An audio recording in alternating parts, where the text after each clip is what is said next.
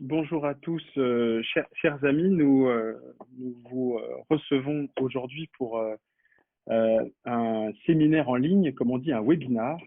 Les circonstances nous conduisent à cette nécessité de nous entretenir à distance, mais c'est aussi une occasion de rassembler des personnes qui peut-être au quotidien auraient un agenda particulièrement chargé, de sorte que ils ne pourraient pas ou elles ne pourraient pas nécessairement se rencontrer de la même manière. Aujourd'hui, nous allons parler de cybersécurité, nous allons parler de cyberattaques pour les entreprises qui de plus en plus sont concernées par ce sujet et qui parfois se trouvent démunies et ne savent comment se défendre.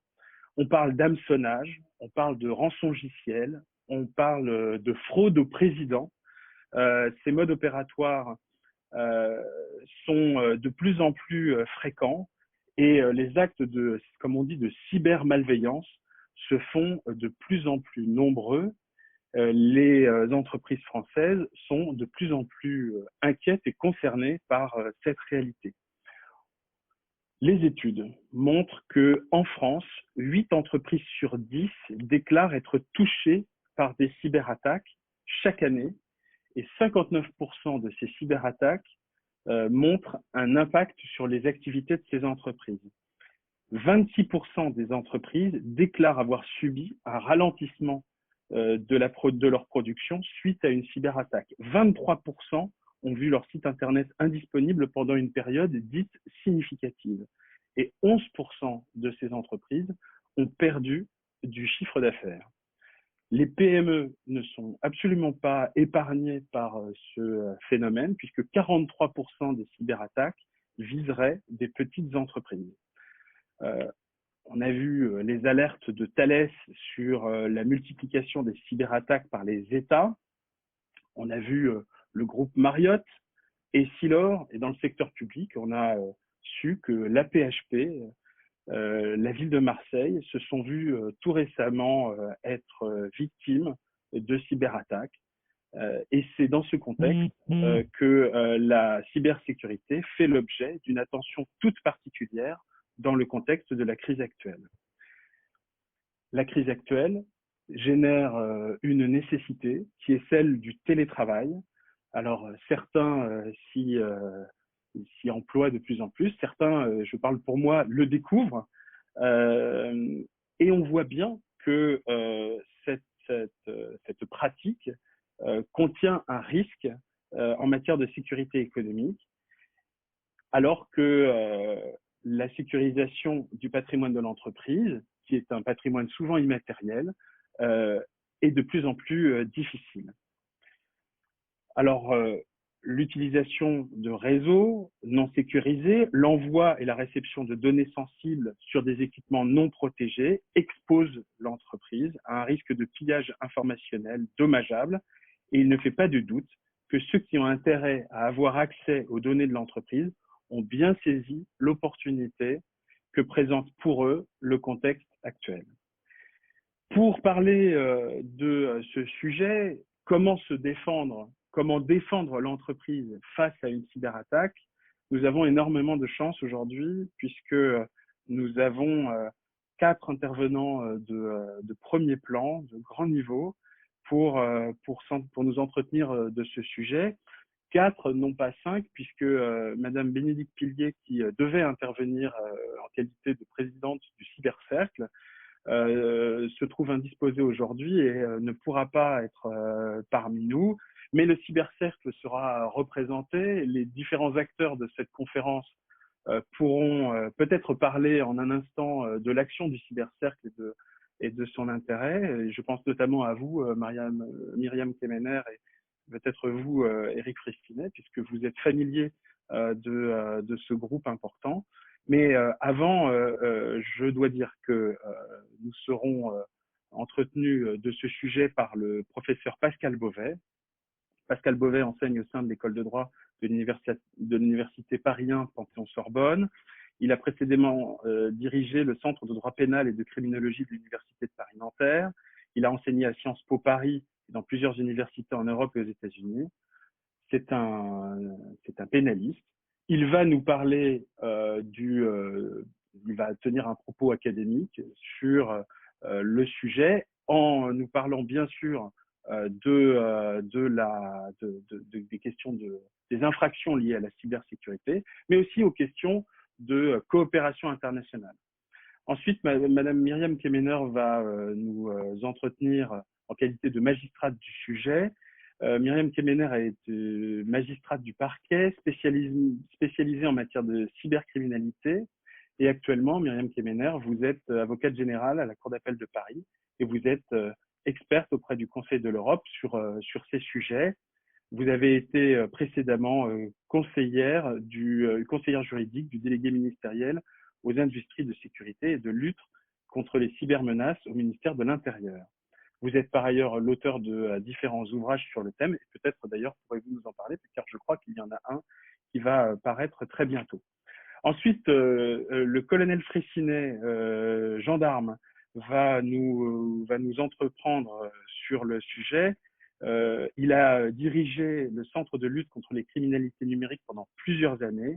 Et à sa création l'an passé, il a pris la direction du pôle national de lutte contre les cybermenaces de la gendarmerie nationale. Merci, mon colonel, d'être parmi nous. Vous allez nous apporter un éclairage sur la réponse concrète qui est apportée par les forces de l'ordre à ces pratiques délictuelles. Et puis pour les entreprises, il y a un autre aspect que nous ne voulions pas passer sous silence, qui pour nous est important à envisager, c'est l'aspect de la communication et c'est l'aspect de la protection réputationnelle de l'entreprise. C'est la raison pour laquelle nous avons invité Sacha Mandel, qui est un spécialiste de la relation média et des affaires publiques, à nous parler de ce sujet. Sacha Mandel a créé l'agence Majorel en 2015 et il conseille des entreprises et leurs dirigeants dans tous les aspects de la communication d'influence. Et on le sait, compte tenu de l'importance de ces menaces, la question de la cybersécurité est un aspect des choses. Alors, sans plus tarder, je tiens à remercier tous ceux qui participent. Je tiens aussi à remercier tous ceux qui ont permis cette conférence. Je pense en particulier à Pauline Boussin qui, au sein de notre cabinet, est tout à fait essentielle dans la préparation de cette conférence. Merci à chacun d'être venu. Professeur Pascal Beauvais, vous êtes avec nous. Je vous invite à nous présenter les choses. Bien, merci beaucoup, cher Martin, pour cette invitation. Je crois effectivement qu'en cette période tragique d'épidémie et historique de grand confinement, nous avons besoin de communication, d'échange et de partage renforcés. Comme le soulignait récemment l'économiste Daniel Cohen dans Le Monde, la crise du coronavirus signale l'accélération d'un nouveau capitalisme, le capitalisme numérique. Il existait déjà, mais cette crise va lui donner un immense coup d'accélérateur et nous le constatons tous.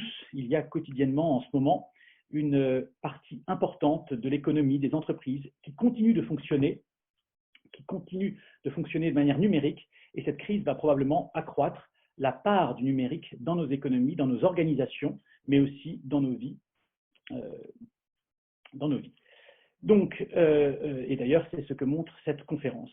Cela rend donc la question des cyberattaques encore plus d'actualité. On sait que cette période fragile est l'occasion de nombreux actes de cyberdélinquance, mais au-delà, structurellement, la problématique cybersécurité, qui est déjà centrale dans les organisations, va l'être plus encore, à mon avis, après cette période. Car d'un point de vue un peu théorique, il ne faudrait pas penser que la cybercriminalité ne constituerait qu'une nouvelle forme de criminalité qui viendrait s'ajouter à d'autres autres qui existent. En effet, la cybercriminalité constitue, à mon sens, une révolution dans l'appréhension de la délinquance. Elle donne naissance à un nouveau paradigme de la criminalité qui représente, dans les années qui viennent, le défi majeur pour les autorités policières et judiciaires, mais aussi pour les organisations, qu'elles soient des organisations de services publics ou des organisations privées, qui restent malgré tout, dans leur structuration, ancrées dans un univers physique et local. D'un point de vue juridique, la cybercriminalité est assez difficile à définir. Il n'y a pas de définition juridique de la cybercriminalité. Elle recouvre des infractions variées. Traditionnellement, on distingue deux grandes approches de la cybercriminalité. Une approche très large, qui définit la cybercriminalité comme toute forme de criminalité commises au moyen des technologies numériques, même celles qui existaient déjà auparavant, mais qui désormais sont commises par des technologies numériques. On peut citer par exemple la pédopornographie, le harcèlement en ligne ou les discours de haine. Et il existe aussi une approche plus restreinte de la cybercriminalité, comme la criminalité qui serait propre au monde informatique, au monde numérique. Ce serait alors la délinquance qui porte atteinte au système informatique, au système numérique des organisations et des personnes. L'intitulé de cette conférence étant « Les cyberattaques », ce serait plutôt cette approche plus restreinte de la cybercriminalité que nous allons privilégier aujourd'hui. Alors, comment définir ces cyberattaques? C'est important de définir en droit parce que la définition permet la qualification et ensuite le traitement juridique d'un problème. À mon sens, la définition de la cybercriminalité, des cyberattaques, passe par deux paramètres qui peuvent se combiner, les moyens et les fins.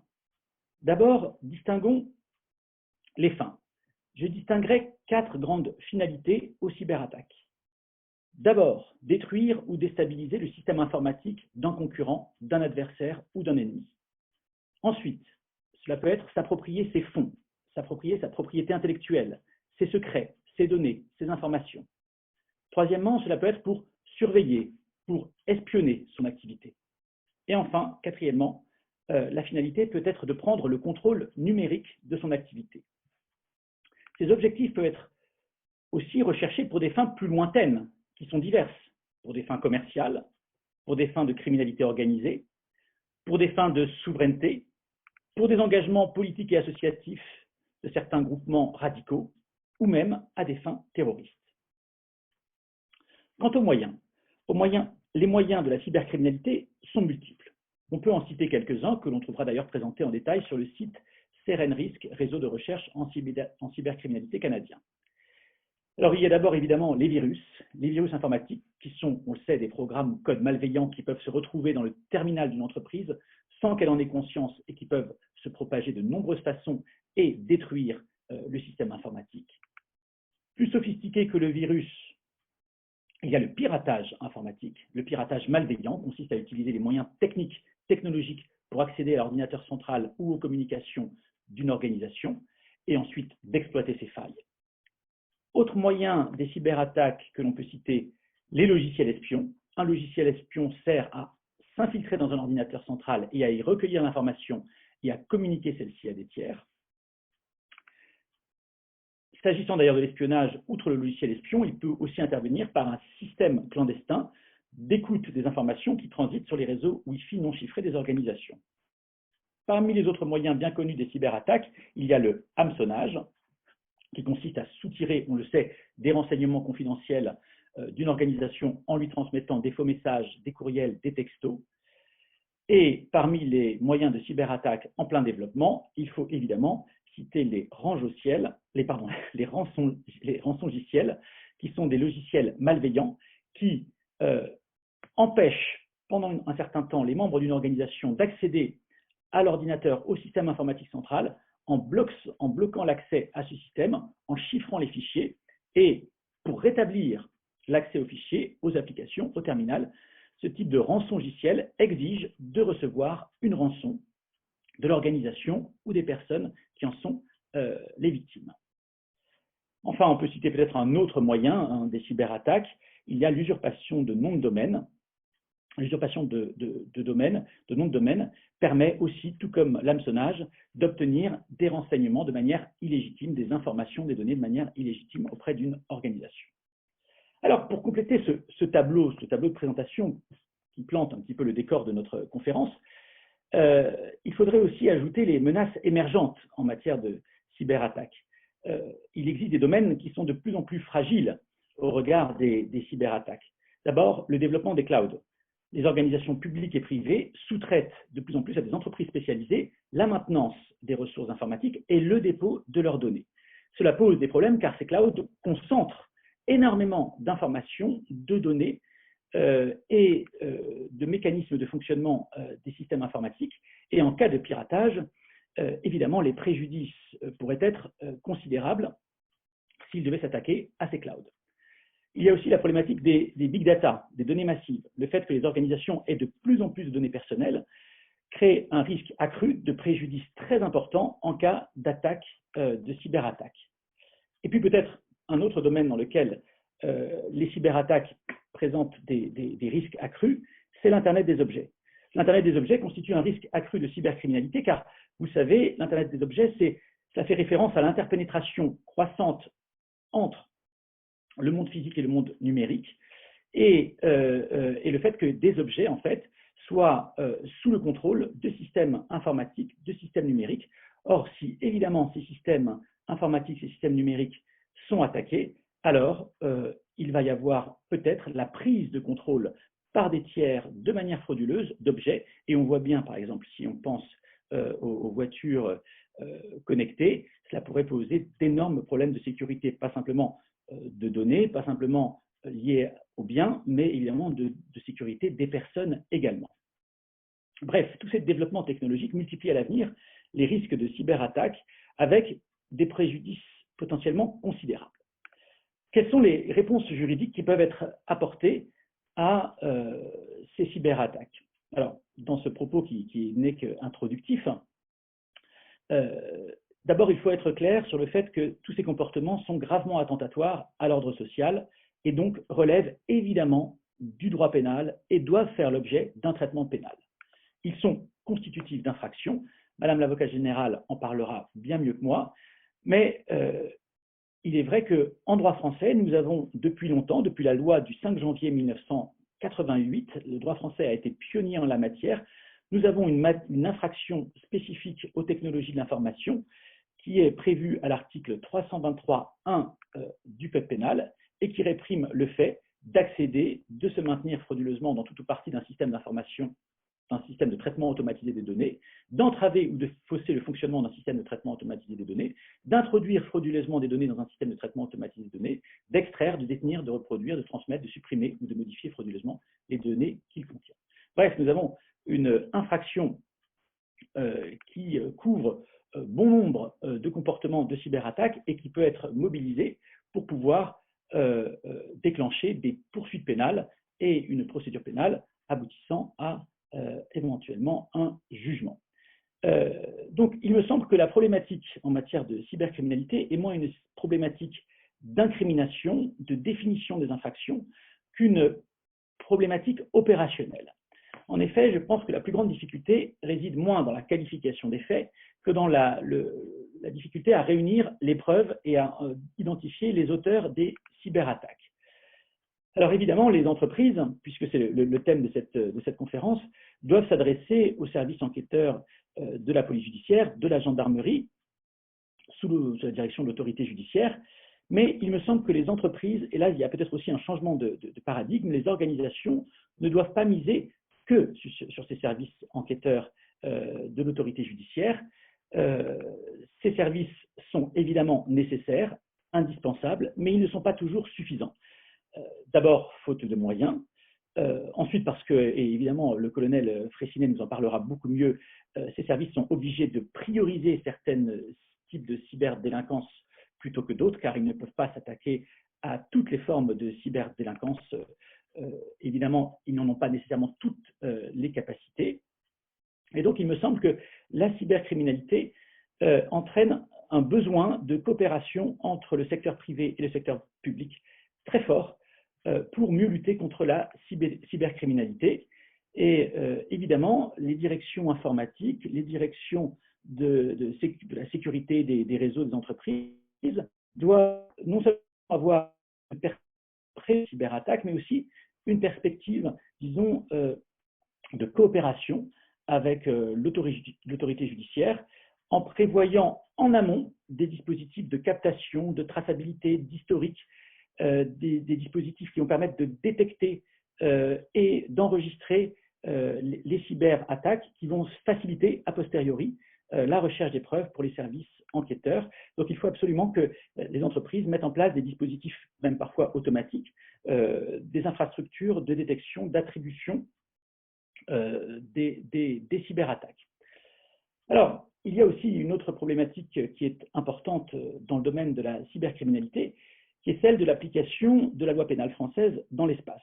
La réponse pénale au cyberdélit et au cybercrime, pour être un tant soit peu efficace, devra reposer sur une coopération pénale, judiciaire et policière très rapide, notamment, on vient de le dire, en raison de la grande volatilité des preuves électroniques.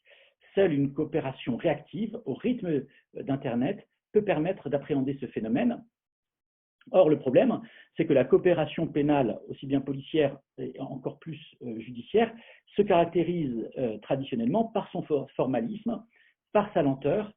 Elle est finalement, cette coopération pénale est aux antipodes des mécanismes judiciaires internationaux dont nous aurions besoin pour traiter en temps réel cette nouvelle forme de délinquance extrêmement rapide et immatérielle. Alors, cette problématique, évidemment, elle est connue des organisations internationales. L'ONU a, dès 2013, rendu un rapport sur cette question et sur les difficultés spécifiques à la coopération pénale en matière de cybercriminalité. Le Conseil de l'Europe, évidemment, et Mme Kemener nous en parlera bien mieux que moi, puisqu'elle y travaille, a aussi, à travers une convention spécifique qui a été établie en la matière, mais aussi à travers différentes études, rapports, avance sur ces sujets. Mais il est vrai que nous n'avons pas, à mon sens encore aujourd'hui, d'outils internationaux de base juridique permettant une coopération pénale extrêmement efficace et rapide, en tout cas peut-être pas de manière suffisante, en matière de cybercriminalité. Alors, je pense qu'une des problématiques aussi, c'est la question de la compétence pénale française. Il faut absolument que la France s'estime compétente au plan pénal pour pouvoir ensuite mener des coopérations pénales avec d'autres États. Alors, il est vrai que le droit pénal français s'est adapté. L'adoption de l'article 113-2-1 du Code pénal permet d'attribuer une compétence pénale assez facilement dès lors qu'il y a un crime ou un délit qui est réalisé au moyen d'un réseau de communication électronique au préjudice d'une personne physique résidant sur le territoire de la République ou d'une personne morale dont le siège se situe sur le territoire de la République. Donc, c'est une manière d'attribuer compétence plus facilement à la France dès lors qu'il y a une cyberattaque qui vise une personne, qu'elle soit physique ou morale, se situant sur le territoire. Mais la question de la compétence finalement française aujourd'hui n'est pas très difficile. La problématique est plutôt de savoir avec quel État doit-on coopérer pour pouvoir obtenir des preuves, pour pouvoir obtenir même peut-être des arrestations. Et là, il n'est pas toujours facile de savoir quel est l'État qui va être, comme on dit en coopération pénale, l'État requis, l'État français étant l'État requérant. Et il est vrai que les agents, les opérateurs déviants du monde numérique transnational peuvent utiliser des serveurs, des hébergeurs, des sites qui sont situés dans n'importe où dans le monde. Donc cela pose la question de la juridiction pertinente à laquelle une demande de coopération pour l'obtention de preuves doit être adressée. C'est évidemment une question très difficile. Et puis enfin, je dirais qu'il y a aussi la problématique des différences de moyens entre les différents États en matière de lutte contre la cybercriminalité. Il y a des États aujourd'hui qui sont très en avance, qui disposent de moyens considérables en matière de lutte contre la cybercriminalité, et puis des États qui sont assez démunis d'un point de vue technologique pour lutter contre la cybercriminalité, ce qui a un impact important dans la coopération pénale, car cela crée des asymétries. En effet, vous pouvez avoir finalement des États auxquels vous demandez une coopération, mais qui sont très puissants au plan technologique et qui finalement bénéficient de plus d'informations sur ce qui se passe sur votre territoire au plan technologique que l'État requérant lui-même, parce que cet État requérant a moins de moyens technologiques. Donc, d'habitude, la coopération pénale est relativement symétrique lorsqu'il s'agit de demander des gardes à vue, de demander des saisies, de demander des perquisitions, mais une coopération pénale dans le domaine des nouvelles technologies a cet arrière-fond que les deux acteurs à la coopération pénale n'ont pas les mêmes moyens technologiques et il peut y avoir des phénomènes d'asymétrie qui peuvent complètement troubler la relation de coopération et qui peuvent induire des asymétries d'information, des asymétries de moyens qui créent peut-être une coopération plus complexe à mettre en œuvre que les coopérations pénales classiques. Voilà, j'ai voulu très rapidement planter un petit peu le décor, présenter les grandes problématiques du sujet. C'est évidemment très superficiel et très introductif, mais je ne doute pas qu'avec les présentations des autres membres de cette conférence, nous ayons des éléments de réflexion complémentaires et que dans les échanges, nous pourrons davantage en discuter. Voilà, Martin. Merci beaucoup, professeur Pascal Beauvais, pour votre présentation très intéressante. C'est une présentation académique, mais qui soulève immédiatement la problématique opérationnelle. On est dans un domaine qui est éminemment opérationnel, et c'est aussi pour cette raison que il était important pour nous d'avoir à nos côtés Myriam Kemener et le colonel Éric Fraissinet. Myriam Kemener, vous allez pouvoir nous dire tout de suite ce que vous appréhendez en conséquence de ce que vient de dire le professeur Beauvais. Vous allez pouvoir nous donner aussi votre vision de magistrat qui est en permanence concerné par la façon de poursuivre. Puis ensuite, nous parlerons peut-être des services d'enquête et de prévention avec le colonel Éric Fraissinet. Myriam Kemener. Merci beaucoup de votre invitation.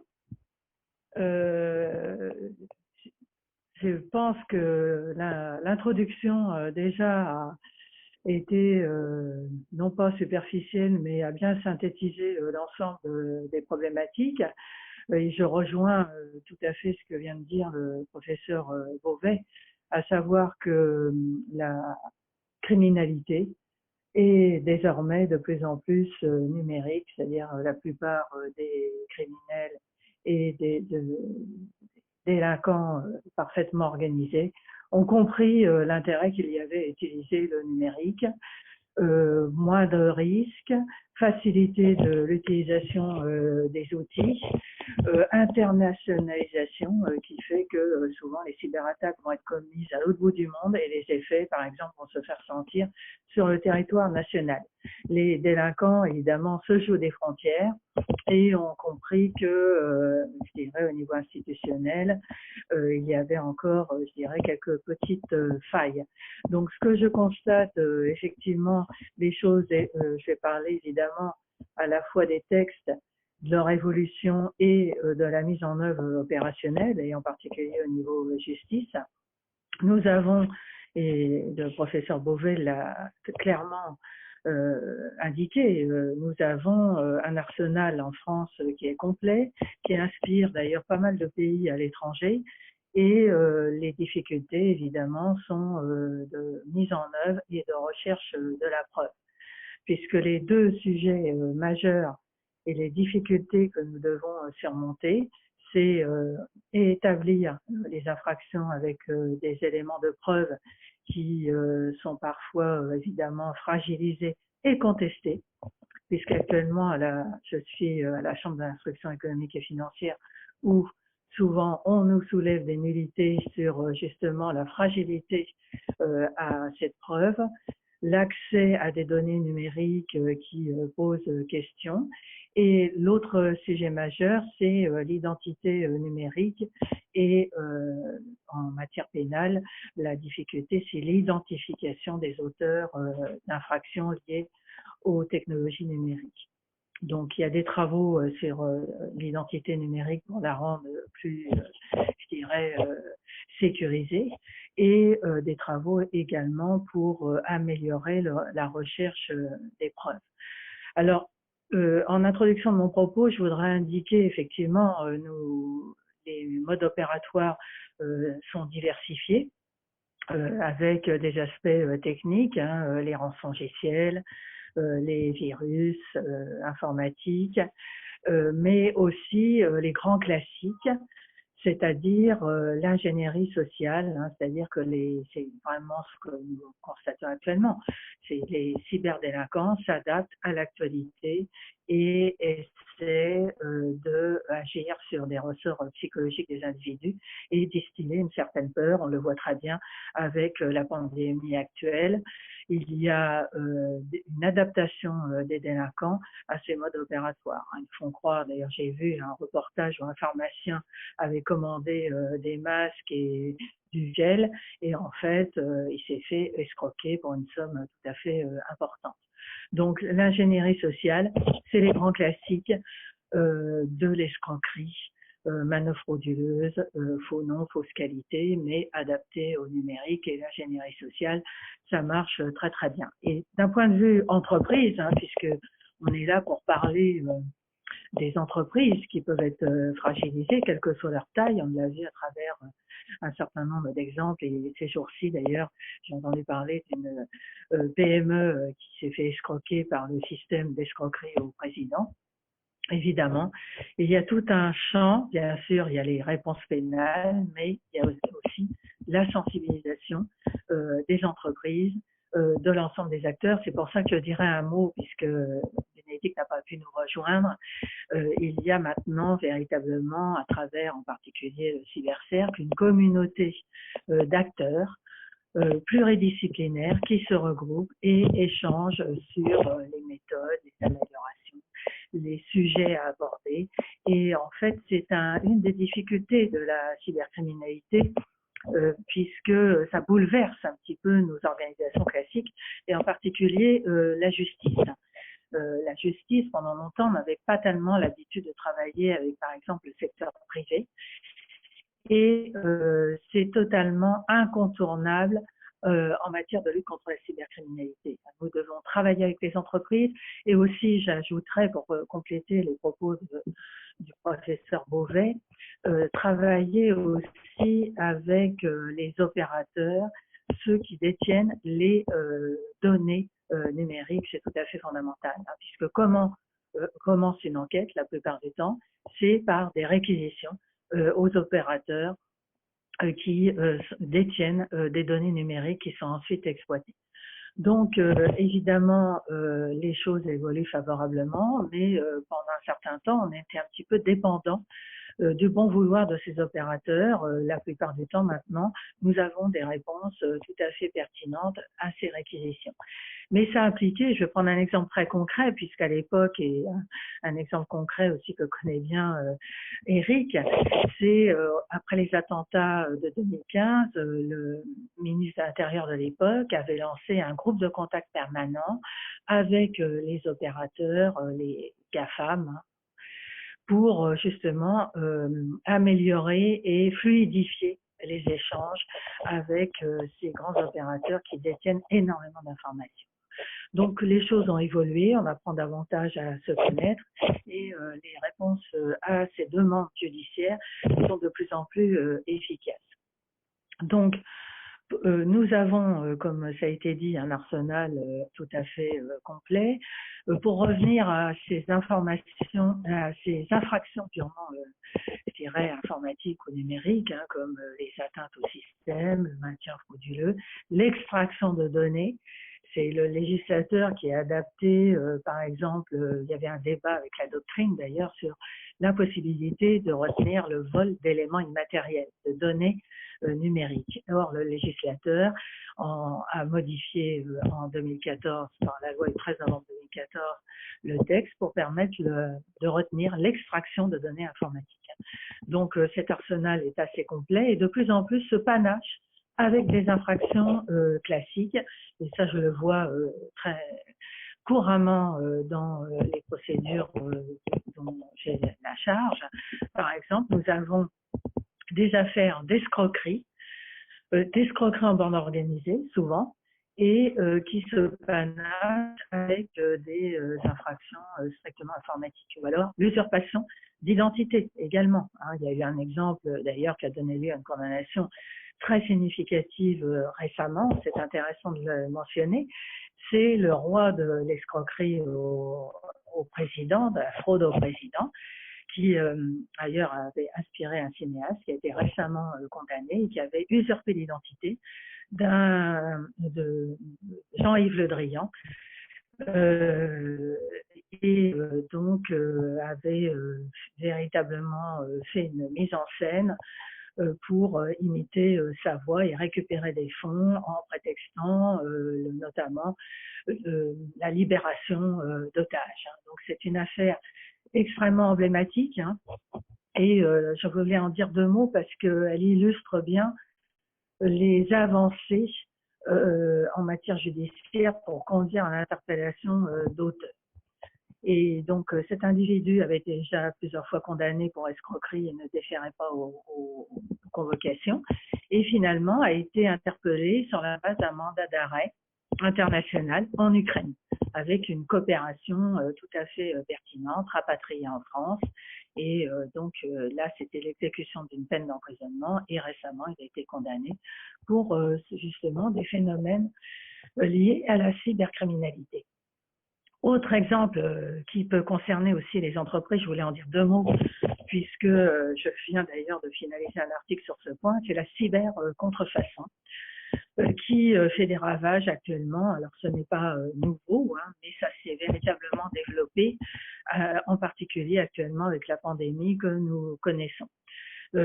Cyber-contrefaçon, c'est-à-dire l'écoulement de produits contrefaits via Internet, et en particulier avec des enjeux majeurs de santé publique, puisque c'est l'écoulement, par exemple, de faux masques, de gels qui sont en fait, ça peut être même des poisons. Et les opérations de lutte contre la cyber-contrefaçon se multiplient. Et c'est un exemple aussi de coopération internationale renforcée, ces opérations Pangea, qui associent plusieurs pays simultanément. Ça conduit à des interpellations en même temps dans plusieurs pays, avec l'aide d'Interpol, Europol et Eurojust. Donc, des procédures véritablement coordonnées entre plusieurs pays. Donc, c'est un exemple qui peut intéresser aussi, y compris d'ailleurs, des laboratoires pharmaceutiques qui pourraient voir, par exemple, leur marque contrefaite. Donc, voilà quelques exemples concrets. Ce que je voulais aussi dire, c'est comment la justice s'organise face à ce phénomène. En première instance, c'est-à-dire au niveau du tribunal judiciaire, en particulier de Paris, il y a une compétence concurrente en matière d'atteinte au système de traitement automatisé de données, pas uniquement au niveau du parquet. Souvent, on dit c'est le parquet de Paris qui, d'ailleurs, fait un communiqué de presse suite à une cyberattaque. C'est toute la chaîne pénale, du parquet jusqu'à l'audience de jugement, que la juridiction parisienne est compétente en matière d'atteinte au système de traitement automatisé de données pour les affaires d'envergure à dimension internationale et qui vont demander des investigations extrêmement pointues, et ça nécessite une spécialisation. Donc ça, c'est au niveau de première instance.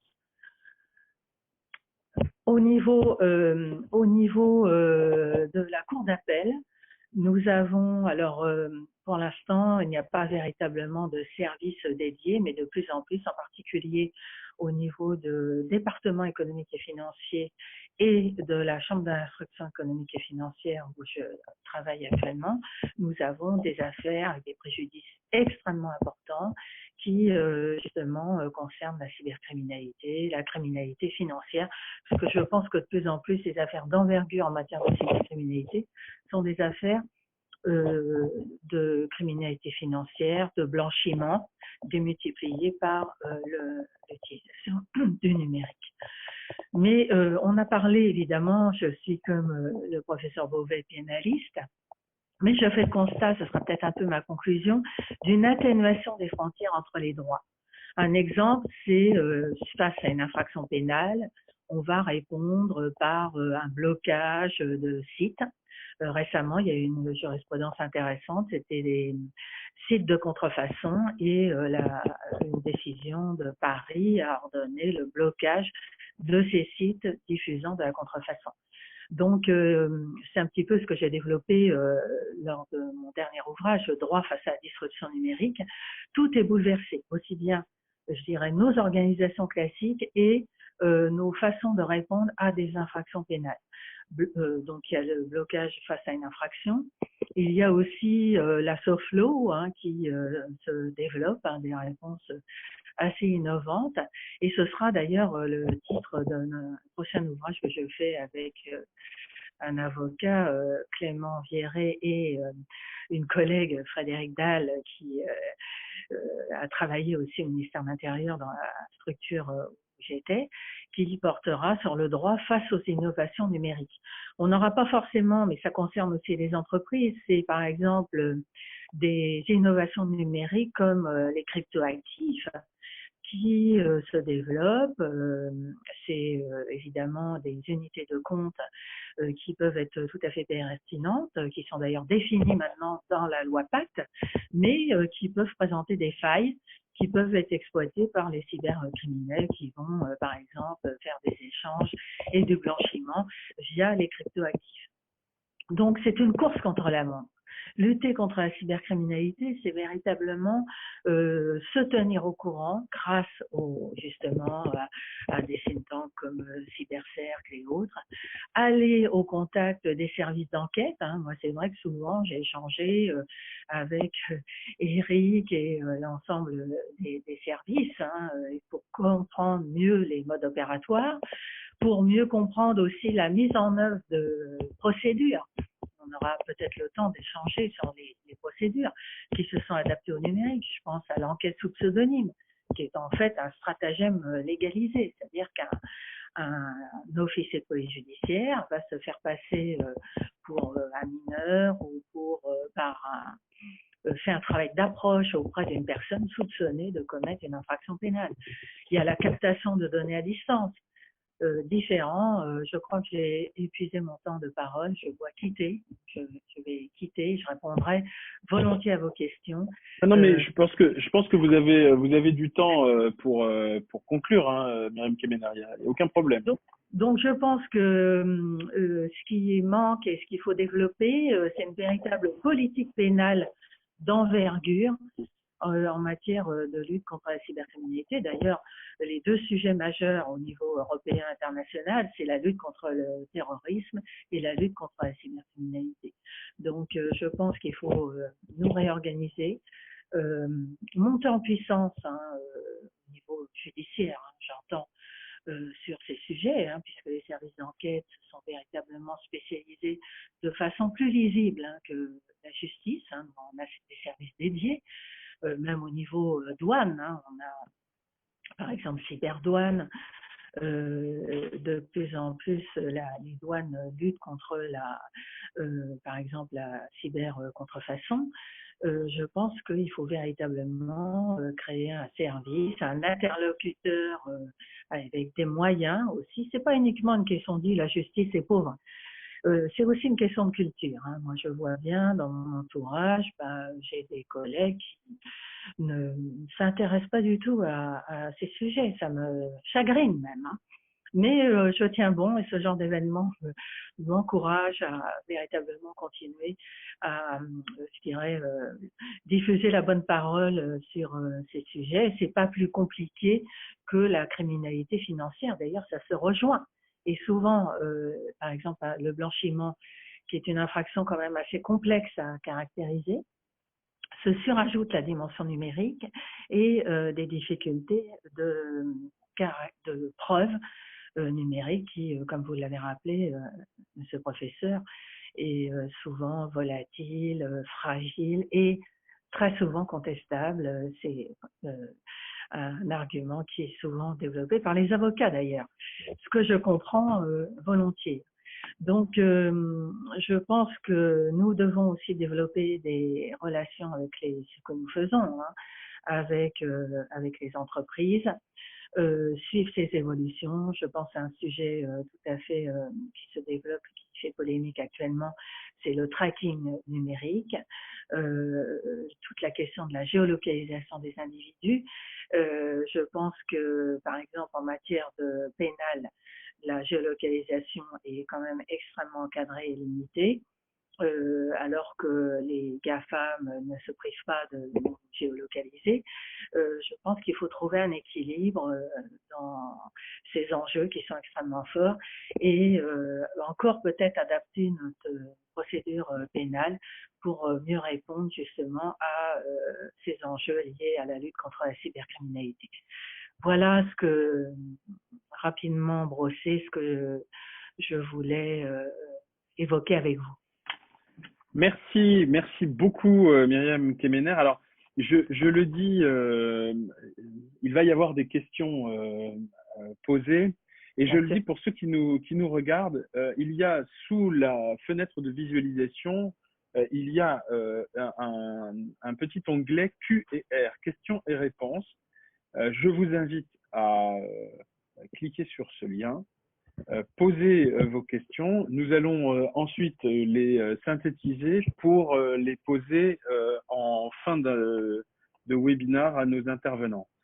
Colonel Éric Fraissinet, merci Myriam Kemener. Colonel Éric Fraissinet, vous êtes le directeur, si j'ose dire, du pôle national de lutte contre les cybermenaces de la gendarmerie nationale. Myriam Kemener, à l'instant, vient de parler de nécessité de s'organiser, de nécessité de s'adapter à la réalité des cybermenaces.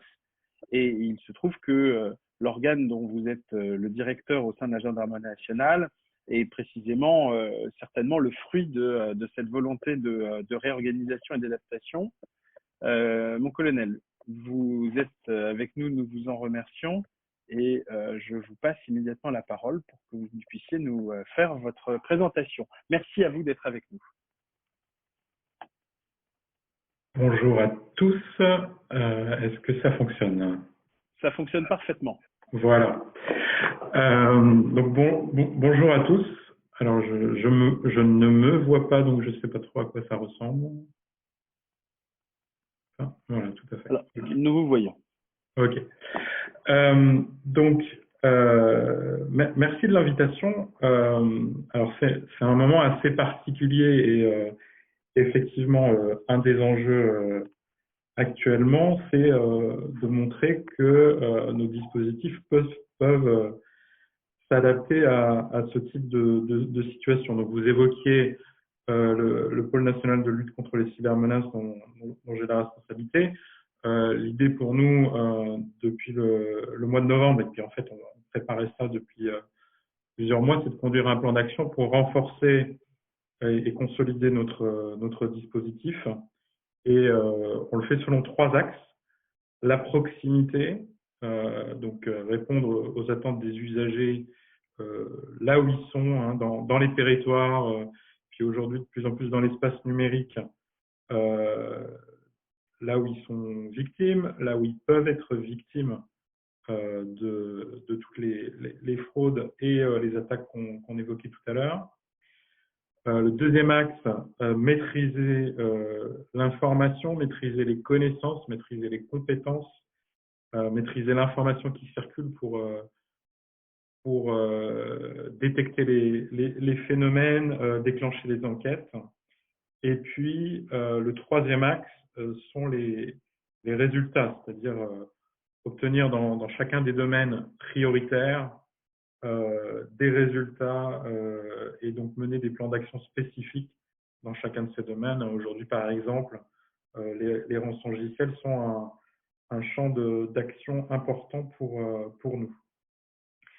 Et justement, ce plan d'action, il correspond aussi à ce qu'on mène dans le cadre de la crise. Alors, juste quelques mots sur l'organisation globale de la gendarmerie dans ce domaine. Aujourd'hui, le dispositif, c'est un réseau de 5300 gendarmes. La grosse partie d'entre eux, un peu plus de 5000, sont des enquêteurs numériques de proximité qui sont dans chaque brigade de gendarmerie, qui apportent des conseils, qui reçoivent les plaintes, qui prennent les premières étapes techniques de chaque investigation, qui conseillent leurs collègues au sein des brigades de gendarmerie, au sein des brigades de recherche, au sein des sections de recherche sur les démarches en matière d'investigation sur Internet, de contact avec les opérateurs, comme l'évoquait à l'instant Myriam Kemener, sont nos capteurs dans les territoires et les premiers contacts de la population. Ensuite, les enquêteurs en technologie numérique, sont des enquêteurs spécialisés qu'on a formés depuis une vingtaine d'années maintenant. Hein. C'est un dispositif assez solide qui font à la fois de l'enquête spécialisée et des investigations techniques sur les supports informatiques. Donc, ce sont ceux qu'on appelle les NTech. Ceux-là ont vu leurs compétences se renforcer, notamment depuis le milieu des années 2000 avec la mise en place des enquêtes sous pseudonyme, hein, la possibilité d'aller au contact sous pseudonyme des suspects pour détecter des infractions, collecter des preuves. Et donc, utiliser un pseudonyme, c'est indispensable pour ce type d'enquête. Et donc, il y en a un peu plus de 200 d'entre eux qui ont été formés à ce type d'investigation. Et aujourd'hui, c'est un dispositif qui a été étendu à d'autres champs infractionnels que ce qu'on connaissait au début. Hein. Donc, au début, c'était sur les atteintes aux mineurs. Puis, progressivement, ça a été étendu à certaines formes de criminalité organisée. Et puis, aujourd'hui, c'est étendu à toutes les infractions punies d'une peine d'emprisonnement d'au moins 1 an. Donc, un grand champ d'investigation, et notamment en matière d'enquête sur les atteintes au système de traitement automatisé de données, les investigations sur tous les espaces où s'échangent les logiciels malveillants, par exemple sur le dark web, etc., au contact des groupes criminels. Donc ça, c'est le dispositif sur le terrain. Au sommet de la pyramide, donc le centre de lutte contre les criminalités numériques que vous évoquiez tout à l'heure, et puis le département informatique électronique de l'Institut de recherche criminelle de la gendarmerie, un service d'enquête spécialisé d'une part, et un service de traitement de la preuve numérique avancée, hein, d'exploitation avancée de la preuve numérique au niveau national, à Pontoise en pratique. Hein, et ces équipes sont à pied d'œuvre actuellement sur par exemple, quelques affaires de rançongiciel qui touchent depuis le début de la crise des établissements de santé particulièrement sensibles dans le cadre de la crise du Covid-19. Ça se complète enfin par un certain nombre de relais, à la fois dans des services spécialisés chez nous, par exemple, certains offices centraux, notamment l'Office central de lutte contre les atteintes à l'environnement et à la santé publique, a en son sein des équipes composées de NTech et de CNTech pour travailler sur les problématiques liées à la dimension numérique des infractions liées à la santé publique qu'on vit actuellement. Et puis, bien entendu, à l'extérieur, hein, des relais au sein de cybermalveillance.gouv.fr que beaucoup d'entre vous connaissez, au sein du commandement cyber des armées, etc. Tout ce dispositif, il est riche, il produit une activité importante, mais comme je vous disais, on cherche à le redynamiser sur ces 3 axes de proximité, de maîtrise de l'information et des compétences et des résultats opérationnels. Et dans le cadre de la crise du coronavirus, on s'est réarticulé. Hein. Actuellement, je pilote dans le cadre du centre des opérations de la gendarmerie pour cette crise une cellule cyber qui est dédiée au suivi de cette activité au quotidien. Et on prépare aussi l'avenir, hein, la suite.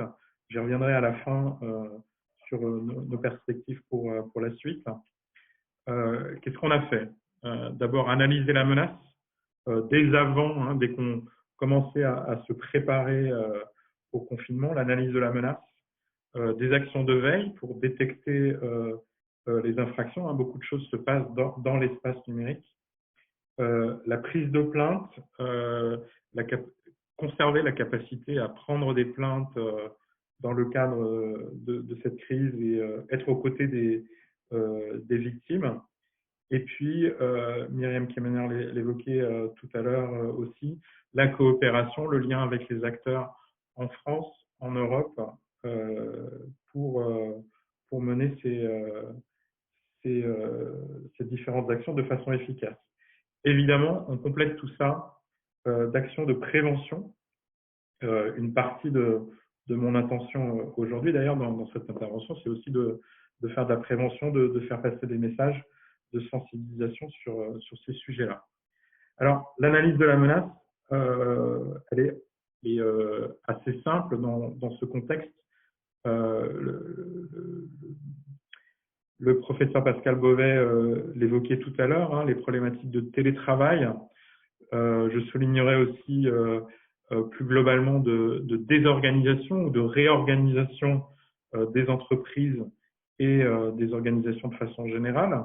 Le fait que la plupart des employés, y compris les employés essentiels, ne sont pas sur leur lieu de travail habituel, ne sont pas forcément joignables dans les mêmes conditions, etc.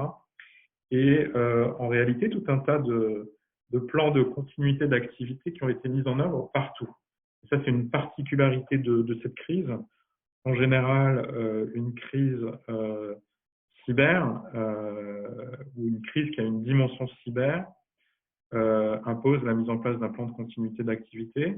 La particularité de cette crise-là, c'est que tout le monde a mis en place un plan de continuité d'activité. Donc, on est en train de tester les capacités de tout le monde, soit avoir prévu la crise, soit être capable de rapidement se réorganiser pour organiser la continuité de son activité. C'est vrai pour toutes les professions. C'est à la fois très intéressant à observer, puis c'est important de prendre en compte la façon dont tout le monde s'est réorganisé. Donc ça, c'est notre rôle, de reprendre les contacts pour nous et permettre la préservation des personnes dans ce contexte. Les publics cibles, ensuite, ont été identifiés. Évidemment, d'abord, notre priorité s'est tournée vers les professions dans le champ de la santé, hein, de façon aussi large que possible. Les établissements de santé, de soins, les hôpitaux et les pharmacies et les médecins de ville sont les acteurs les premiers concernés. Ensuite, les secteurs de la logistique, de l'alimentation, et puis, de façon générale, les entreprises et les organisations. Et puis, on a une attention toute particulière sur les mineurs qui sont très connectés aujourd'hui, sont ou de plus en plus en train d'utiliser des réseaux sociaux, des nouvelles plateformes. Peut-être certains utilisent Zoom, qu'on utilise aujourd'hui, sur lequel il y a pas mal d'alertes sur des questions de sécurité récemment, Discord, etc., tout un tas de réseaux sociaux et de plateformes qui ne sont pas forcément adaptées à ce type de public. Et ils passent beaucoup de temps derrière des écrans, d'ailleurs, comme beaucoup de monde passe beaucoup de temps derrière des écrans. Et donc, la surface d'attaque, de façon globale, et notamment pour ces publics vulnérables, a nettement augmenté et il faut qu'on le prenne en compte. Donc, sur la base de cette analyse de la menace, c'est qu'on remet perpétuellement à jour. On a identifié un certain nombre de risques, les pratiques qu'on évoquait tout à l'heure, très clairement, assez massivement sur le début de la crise, à la fois des attaques informatiques, hein, qui sont le sujet de la conférence aujourd'hui, et puis les escroqueries multiples qui exploitent à chaque fois les sujets d'actualité et les nouveaux outils qui sont mis en place par les uns et par les autres. Par exemple, autour de l'attestation dérogatoire au format numérique qui a été ouverte depuis hier. Hein. Non seulement le ministère de l'Intérieur a pris des précautions quant à la sécurité à la fois de ce dispositif-là qui est mis à disposition des usagers, mais du dispositif qui est mis à disposition des gendarmes et des policiers sur le terrain pour en garantir la sécurité et puis suivre les incidents éventuels. Et on suit la question des escroqueries, des tentatives de hameçonnage qui pourraient survenir en exploitant ce nouveau dispositif. Comme tous les nouveaux dispositifs, on a vu pas mal de tentatives autour des dispositifs fiscaux, de soutien aux entreprises qui ont été mises en place, de soutien aux, aux personnes en difficulté ou en perte d'emploi, etc. Et donc ça, il faut être attentif à la prise en compte par les délinquants, à leur adaptation à tous ces phénomènes.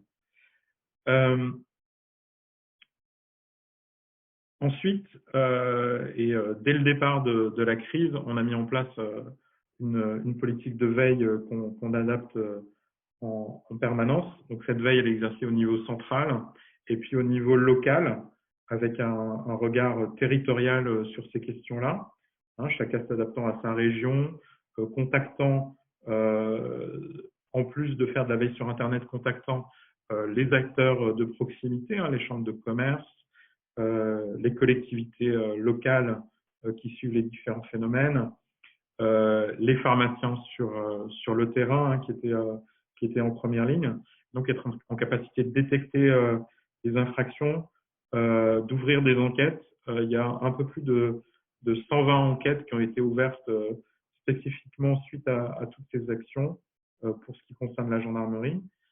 Et puis, conserver notre capacité ensuite, comme j'évoquais tout à l'heure, à prendre les plaintes. Alors évidemment, dans cette situation, c'est compliqué d'accueillir du public, donc il faut organiser les choses. Mais quand il y a un organisme qui est victime d'un rançongiciel, c'est important d'être présent dès le départ. Et donc, on diffuse le message dans les territoires vers les différents publics pour leur dire qu'on est présent et qu'on est à leur disposition, hein, via les réseaux d'entreprises notamment et les réseaux d'organismes de santé.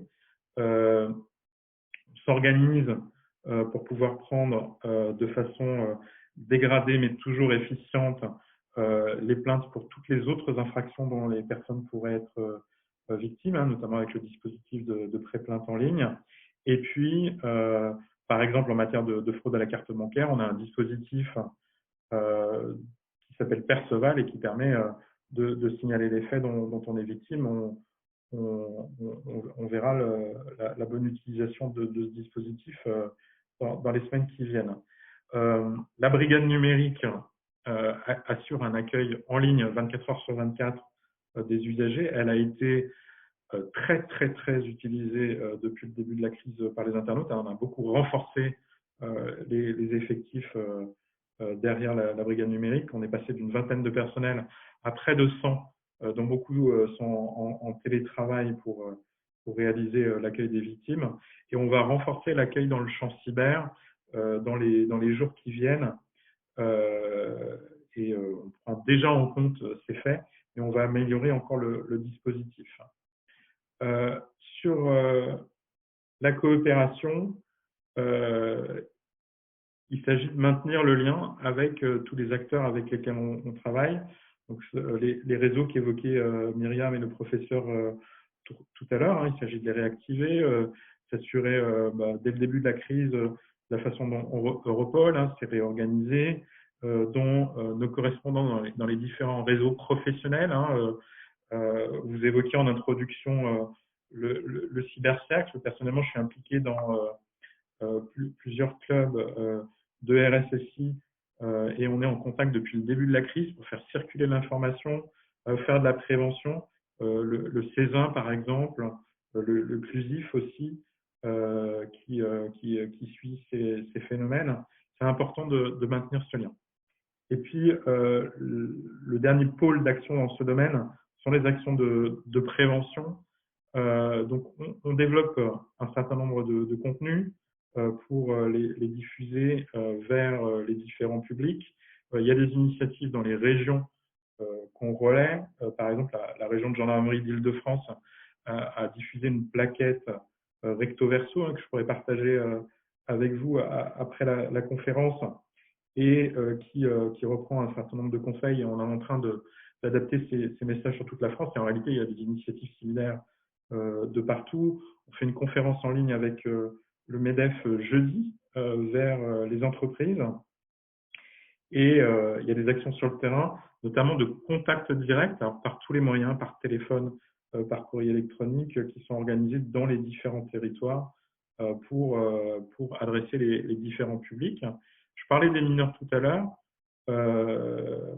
Donc non seulement on a une action de veille qui va être renforcée encore depuis la semaine dernière, on a renforcé ça en matière de pédopornographie, hein, d'échange d'images pédophiles, de vidéos malheureusement, de vidéos en direct parfois, mais on va aussi développer des actions de prévention vers les jeunes. Alors c'est pas facile, ils sont pas dans les classes et donc il faut qu'on travaille les réseaux, donc au travers du permis Internet,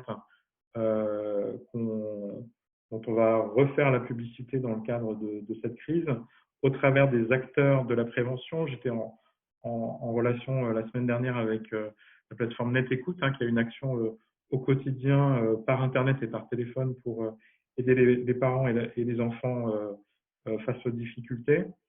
Donc voilà, un grand champ d'action sur la prévention qu'il faut qu'on continue de développer. Et le message un petit peu en première conclusion à tout ça, c'est la gendarmerie comme la police d'ailleurs, on est toujours présent, y compris dans ces difficultés, et ne pas hésiter à contacter les acteurs locaux, voire au niveau central sur ce type de phénomène. Hein. C'est assez simple pour ceux qui nous écoutent aujourd'hui. cyber@gendarmerie.intérieur.gouv.fr pour contacter le Centre de lutte contre les criminalités numériques en étant patient, mais surtout la brigade numérique qui peut répondre 24 heures sur 24 et vous orienter efficacement. Et pour contacter la brigade numérique, c'est très simple. C'est sur tous nos réseaux sociaux et c'est sur contacterlagendarmerie.fr qu'on peut rentrer en discussion immédiate, 24 heures sur 24, avec des gendarmes et être orienté. Dernier mot sur la suite, et puis après, effectivement, en allant vers les questions qui ont pu être posées. Les changements pour la suite, moi, je suis convaincu, un des premiers constats, c'est qu'il y aura une évolution, effectivement, comme le disait le professeur Beauvais, sur les pratiques des uns et des autres. Le télétravail va être une évolution importante et qui, pour le coup, est souhaitable hein, dans les organisations, si ça permet notamment de développer d'autres modes d'utilisation de l'espace, hein, diminuer les ressources en transport, c'est bien. C'est pas applicable à tout le monde. Et donc, je suppose aussi une réflexion sur le travail dans les entreprises qui nécessitent de la présence, une meilleure prise en compte de la sécurité des personnes dans leur environnement de travail. Tout ça, c'est des questions qui vont avoir un impact sur le plan cyber. Notre capacité, il faudra qu'on tire le bilan de notre capacité à mettre en œuvre des plans de continuité d'activité. Là, je pense que c'est une vraie leçon qu'on doit avoir collectivement et sur lequel on devra faire un retour d'expérience dans chaque organisation, dans chaque administration, dans chaque entreprise. Qu'est-ce qui a bien marché ou qu'est-ce qui marche bien là en ce moment, qu'est-ce qui n'a pas bien marché et se mettre en capacité face à une future crise hein, qui peut être de toute nature, pas forcément sanitaire, de mieux répondre à tout ça. Donc ce retour d'expérience, il va être essentiel. Ça, je pense que c'est le dernier message sur lequel je voulais insister. Voilà. Je vous remercie et on attend vos questions. Merci, mon colonel. Effectivement, il y a un certain nombre de questions qui sont posées et que je vais vous poser juste après l'intervention de Sacha Mandel, puisque, comme je vous l'annonçais tout à l'heure, nous avions souhaité envisager notre sujet sous l'angle très opérationnel pour l'entreprise de la préservation de sa réputation et de sa communication. Sacha Mandel, si vous voulez bien vous connecter, je crois que vous êtes à l'image. Je le suis. Merci beaucoup d'être parmi nous. Nous vous écoutons. Merci Martin de votre accueil et de me donner la parole. Notre territoire d'activité, qui est la communication sensible, diffère sensiblement de ce qui a été exposé précédemment, parce que, en ce qui nous concerne, la réputation des entreprises ou des personnalités dans le champ cyber ou dans le champ de l'expression digitale au sens large repose sur des règles nettement plus floues, incertaines, peu délimitées et qui ont plutôt affaire à l'ingéniosité de tous les agents sociaux, bref, la vie, qu'à des codes bien particuliers. Néanmoins, je vais essayer de donner quelques aperçus très très schématiques et plutôt illustratifs en distinguant deux choses. La première chose, et qui va nous rapprocher de ce qui a été dit précédemment par les différents intervenants, c'est le cadre d'une crise de réputation pour une entreprise ou pour une personnalité qui, en l'occurrence plutôt pour une entreprise, qui est générée par une atteinte à ces systèmes d'information. En effet, tout ce qui vient d'être dit au préalable peut générer un risque de réputation pour une entreprise. Je vais donner un ou deux cas juste après. Et puis un deuxième cas que je verrai un peu plus tard, qui sont les atteintes à la réputation au sens large d'une entité dans son écosystème digital, que ce soit dans les conversations sociales ou que ce soit sur Google. Alors, le premier cas, c'est lorsque une attaque cyber sur une entité, une entreprise, une marketplace, un vendeur, quel qu'il soit, a un impact sur sa réputation. De quoi on parle? Par exemple, d'une intrusion dans le système d'information d'une société, du vol de données clients ou bien de la démonstration publique des failles de sécurité d'un vendeur. Ça provoque évidemment un risque pour l'image, pour le business ou même parfois pour la pérennité de l'activité. Et donc, on est là dans le cas d'entreprises qui se révèlent être ne pas en mesure de protéger, par exemple, les données bancaires ou par exemple les données d'identité de leurs clients. Et il se fait que depuis le début de l'année, chez Majorel, on a accompagné deux clients, deux entreprises qui ont été confrontées à des problèmes de cette nature. Pour l'une qui était un acteur qui intervient notamment dans la banque en ligne et l'administration de services bancaires en ligne, ils ont subi un risque de fuite d'un grand nombre de données bancaires et données d'identité de leurs clients. Et un deuxième cas qui est une grande entreprise marchande française qui elle aussi a subi une intrusion parmi d'autres entreprises et la capture d'un certain nombre de données. Alors, bien entendu, c'est d'abord un problème juridique, c'est ensuite un problème d'organisation des systèmes d'information de l'entreprise, mais c'est enfin ou dès le début un problème réputationnel. Et donc, c'est un cas de figure où nous accompagnons les entreprises dans l'ensemble de leur communication au pluriel. Le point sur lequel je peux insister ici, c'est que on ne peut pas siloter la communication qui doit être faite avec la CNIL pour signaler l'intrusion ou le probable vol de données, siloter la communication vis-à-vis des publics visés et siloter la communication vis-à-vis du grand public. En vérité, ce que l'on va dire à la CNIL aura un impact sur ce que l'on devra dire au public visé, si on arrive à les déterminer, ou au grand public au sens large lorsque il est nécessaire ou lorsqu'il est impossible de délimiter précisément le champ des personnes visées. Et là, ce que nous tentons de faire, en tout cas de conseiller, c'est d'intégrer le plus collectivement possible tous les sachants, car l'enjeu réputationnel peut naître de l'intrusion elle-même, il peut naître d'un signalement trop large à la CNIL, qui engage une communication trop large vis-à-vis du public ou vis-à-vis du grand public, où le risque de réputation peut naître d'une communication privée de l'entreprise à quelques acteurs qui serait défectueuse. Défectueuse parce que les messages seraient trop inquiétants, ils seraient trop larges, ils seraient imprécis.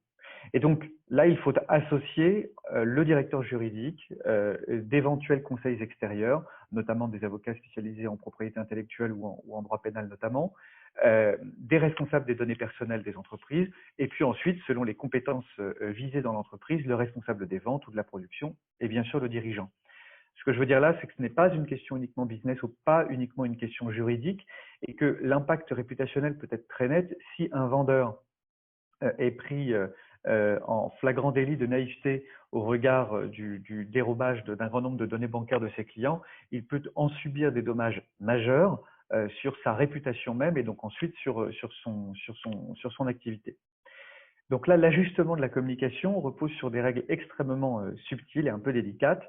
D'abord parce qu'il faut déterminer les publics qui ont été visés par cette attaque ou qu'il faut ensuite viser dans la communication. Ce ne sont pas forcément les mêmes. Donc, si l'on est trop restreint, on se fera taper sur les doigts par la CNIL. Si l'on est trop large, on va inquiéter largement au-delà des gens qui ont été visés. Il faut ensuite caler un langage qui soit cohérent tant avec le signalement fait à la CNIL qu'avec l'information qui doit être délivrée par le public. Être trop expert peut-être une bonne manière d'étouffer le problème, mais génère un risque d'inquiéter les publics largement au-delà du raisonnable. Et donc, il faut se limiter à ce que l'on sait pour ne pas répondre à la question avant qu'elle ne soit posée. Et enfin, et surtout, dans un cas de figure comme celui-ci, c'est très contre-intuitif, mais souvent la communication sensible, c'est répondre contre son instinct. Il faut générer de l'indifférence. Et très souvent, les entreprises bien instruites par les nombreux experts qu'elles mettent autour d'elles considèrent qu'il faut livrer l'information la plus précise possible, la plus transparente possible, mais cela génère en général beaucoup plus de questions que d'apaisement auprès des publics visés. Or, tant que, par exemple, les clients d'une entreprise n'ont pas subi ou bien un vol enfin, je veux dire, une attaque directement sur leur compte bancaire ou une usurpation de leur identité, il est en vérité, on parle là uniquement de risque et non pas d'un impact direct pour eux. Et donc la nécessité de ne pas inquiéter les publics et donc d'avoir une communication ajustée répond à notre sens à la bonne intégration de tous ces acteurs. Donc là, ce que une entreprise comme la nôtre, ce que Majorel peut faire dans un cas comme celui-ci, c'est de conseiller, d'écrire et ensuite d'activer les champs de communication requis. Parfois, ce sont des courriers, parfois ce sont des mails, parfois c'est une communication grand public parce qu'on ne peut pas faire autrement par les moyens digitaux, par les canaux d'expression de l'entreprise qui sont employés. Donc ça, je voulais ici, par ce court exposé ou ce court exemple, montrer comment ce qui a été dit précédemment a un impact direct sur la réputation. Et puis, il y a tout le reste, c'est-à-dire ce vaste champ très incertain et très non délimité de l'atteinte à la réputation des personnes et à la réputation des entreprises dans leur écosystème digital. Alors là, c'est j'allais dire, notre cœur de métier, notre spécialité. Ici, ce que nous faisons d'abord, c'est de prévenir nos clients face à deux risques majeurs qui sont humains, habituels, très compris. Le premier risque, c'est la dépendance au flux. Nous sommes dépendants au flux d'informations qui nous alimentent. Ça se traduit par des phrases comme « il y a Twitter qui dit que ». Alors, on ne sait pas qui est Twitter, on ne sait pas qui parle sur Twitter. La plupart du temps, ce sont des anonymes, mais ils ont dit quelque chose qui porte atteinte à ma réputation, soit parce que ce sont des rumeurs infondées, soit parce que cela colporte une information que j'aurais souhaité taire, soit parce que cela met en visibilité une information qui est extrêmement mineure au regard de celle que moi, j'ai envie de valoriser.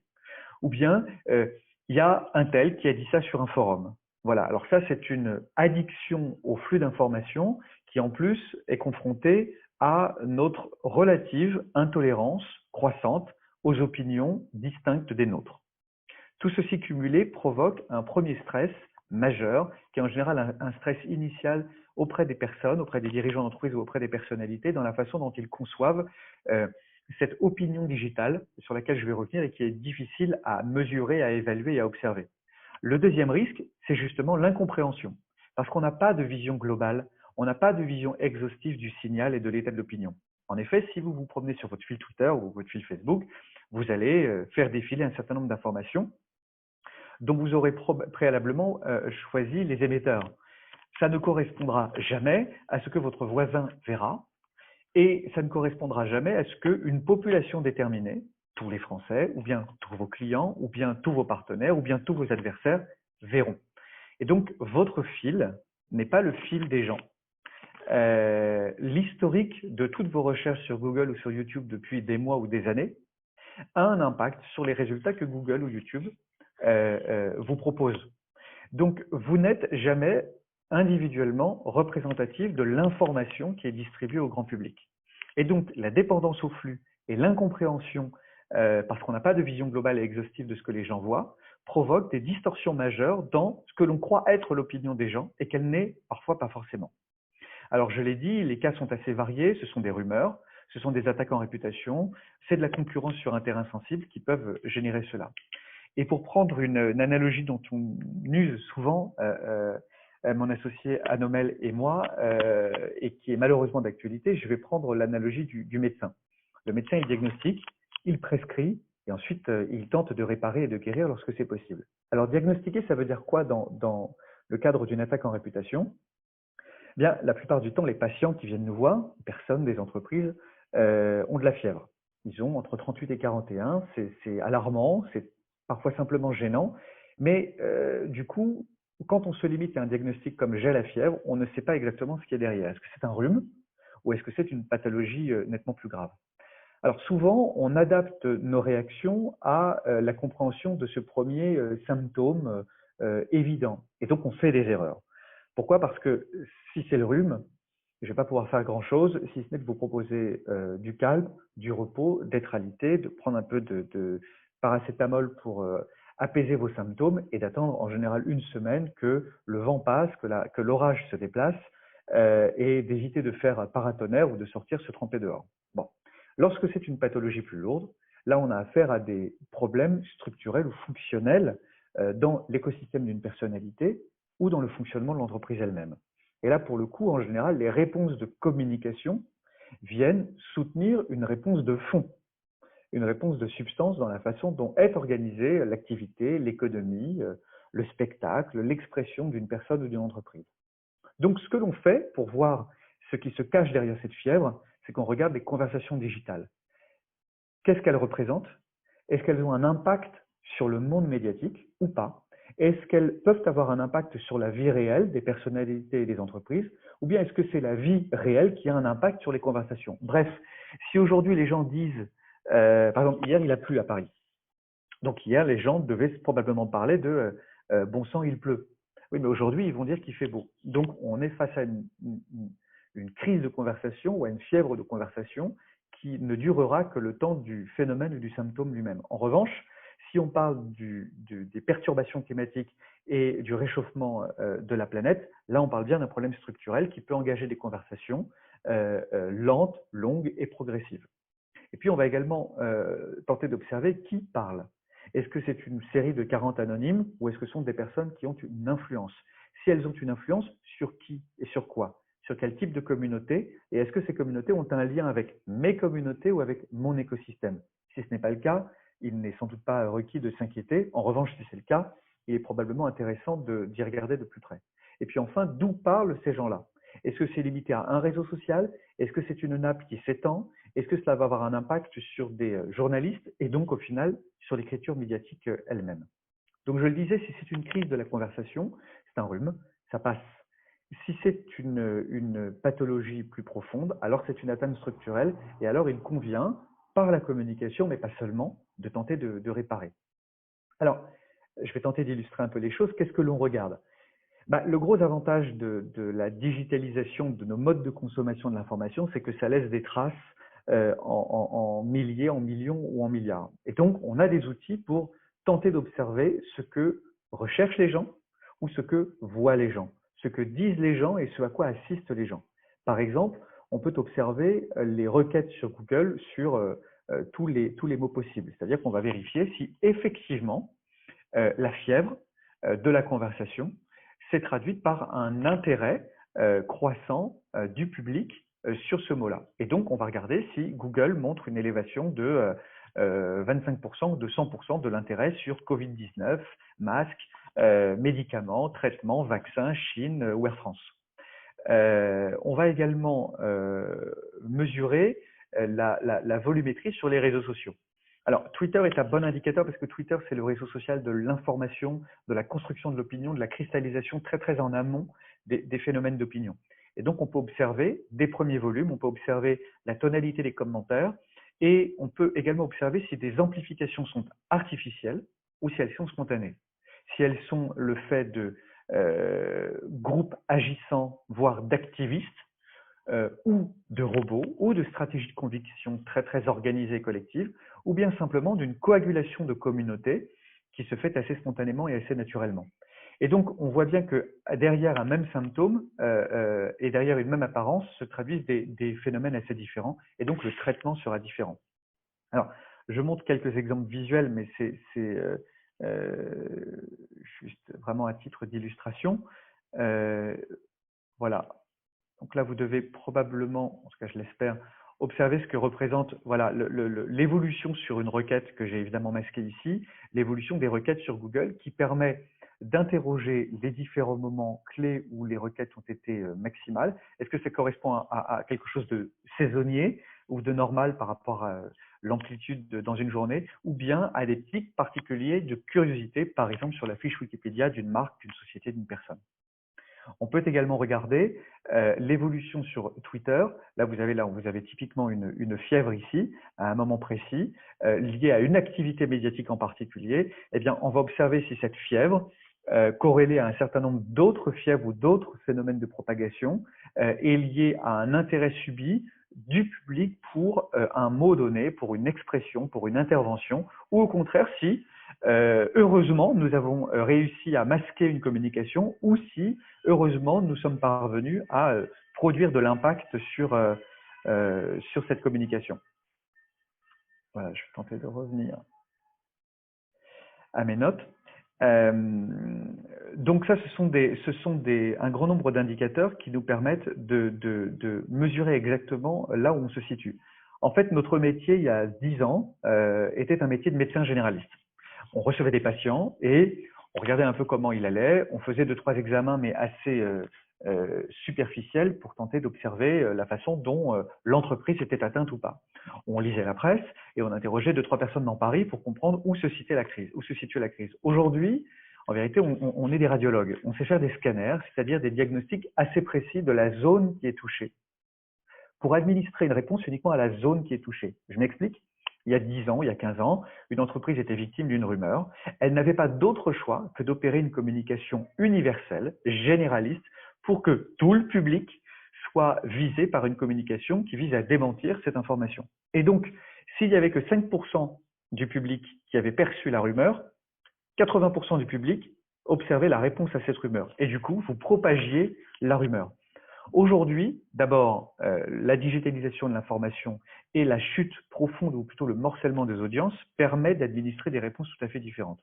En clair, si j'observe que vous avez mal au cervical, je ne vais pas vous donner un traitement pour,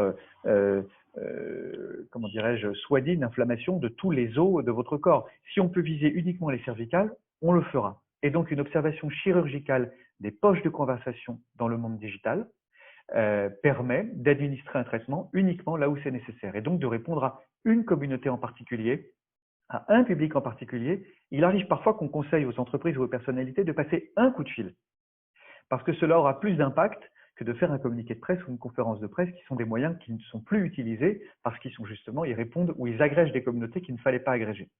L'objectif demain, c'est que, étant aujourd'hui en capacité de faire des scanners, on sache faire des IRM, c'est-à-dire de tracer le fil des informations, d'observer rétrospectivement comment s'est constitué, cristallisé l'opinion publique et de remonter sur les sources qui ont recruté des communautés sur une conversation en particulier. Et c'est actuellement ce qu'on est en train de développer. Une fois qu'on a diagnostiqué, on prescrit le bon traitement. Le bon traitement, c'est en général la temporalité de la réponse, puisque 90-95% du succès d'une communication, c'est le moment où on réagit à celle-ci, lorsqu'on a été attaqué, lorsqu'on a été visé. C'est bien sûr l'écriture du message pour qu'il corresponde exactement à la graduation de ce que peut comprendre l'opinion sur un sujet donné, qui est en général infiniment moindre que ce que les experts pensent, le choix du canal de communication et bien sûr l'observation de l'impact. Et puis il y a un troisième aspect qui est la réparation, la guérison. Alors là, il y a un indicateur qui est très intéressant également, c'est que en gros, plus de 90% des recherches que nous faisons sur Internet, nous les faisons via Google. Et donc, ce quasi-monopole des recherches sur Google concentre sur Google l'intégralité de la réputation d'une entreprise ou d'une personnalité. Donc, en clair, les 10, les 20 ou les 3 premiers résultats qu'offre Google sur votre nom, votre marque, votre sujet, votre projet, va déterminer la façon dont l'opinion va se constituer sur le sujet.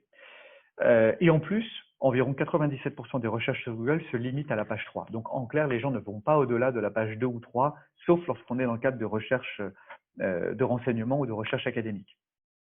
En conséquence de cela, maîtriser la page 1 des résultats qu'offre Google sur votre nom ou votre marque vous permet de maîtriser la trace qui est laissée par une polémique ou par une communication positive. Et c'est évidemment utilisable en défense, en prévention ou même en attaque. Donc je vais là tenter de vous montrer autre chose à titre d'illustration. Voilà. Donc ici, c'est le cadre d'une vitrine sur Google qui était abîmée. Donc vous voyez ici que les 10 premiers résultats montraient 4 résultats très négatifs ou polémiques. Il y avait des résultats qui étaient relativement neutres, qui sont ceux-là, et puis des résultats qui étaient positifs. Ça, c'est la page 2 de Google qui était également abîmée. Au terme de 6 à 12 mois de travail sur ces résultats, par de la production de contenu, de manière très éditorialisée. C'est un mélange à la fois d'outils techniques et d'outils éditoriaux.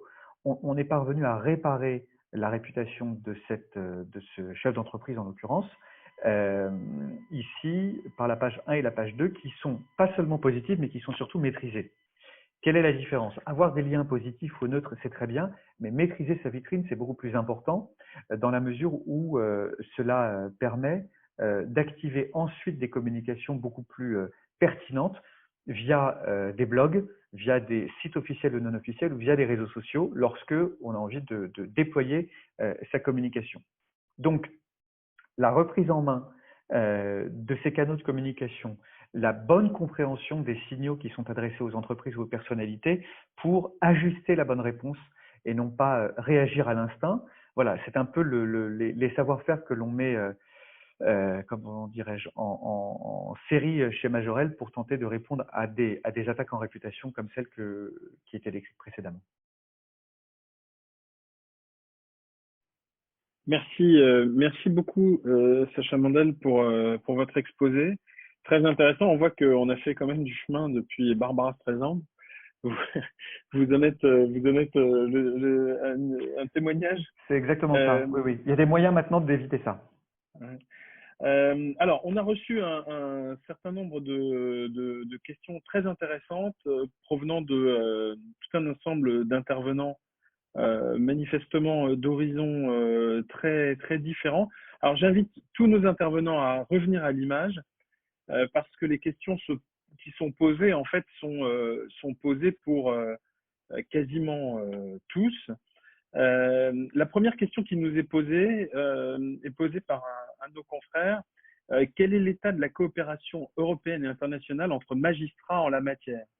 Je soupçonne que c'est une question qui s'adresse plus particulièrement à Myriam Kemener, mais je me dis que peut-être le colonel Éric Fraissinet a une vision sur le sujet, et peut-être aussi le professeur Pascal Beauvais qui de son poste d'observation académique a peut-être également une appréciation à porter sur l'état de la coopération européenne et internationale dans la matière. Donc, au niveau coopération entre magistrats, il faut savoir qu'il y a un réseau européen de ce qu'on appelle les magistrats de liaison, comme d'ailleurs les attachés de sécurité intérieure au niveau des services d'enquête. Donc, ça facilite, par exemple, l'exécution de commissions rogatoires internationales.